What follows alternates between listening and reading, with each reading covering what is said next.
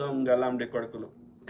మళ్ళీ దాని ఇగో చూడు ఏదో కామెంట్ పెట్టింది, అది దాని పేరు ఏదో ఉంది, వెన్నెల సీత అంట. ఓకే చూడండి ఏమంటాడు, బడులు హాస్పిటల్స్ కడితే మేము 35 మార్కులతో దూరి దేశాన్ని నాశనం చేస్తాం, పెద్ద ప్లానింగ్ నే. ఎవడు 35 మార్కులు పెట్టమన్నాడు? మేము పెట్టమన్నాంరా? 60 మార్కులు వస్తేనే టాలెంట్ ఉంటుంది అంటే 60 మార్కులు పెట్టు, ఫస్ట్ క్లాస్ వస్తుంది. ఫస్ట్ క్లాస్ వచ్చిన వాడికి ఎవడైనా ఈక్వల్ నాలెడ్జ్ ఉన్నట్టే లెక్క. నాకు 99.9 మార్కులు నేను ఏడబెట్టుకోవాలి, ఏం చేసుకోవాలి, నాకేం అవసరం? అసలు ర్యాంకింగ్ సిస్టమ్ తీసేసే గ్రేడింగ్ సిస్టమ్ పెట్టు, 60% క్వాలిఫై మార్కులు.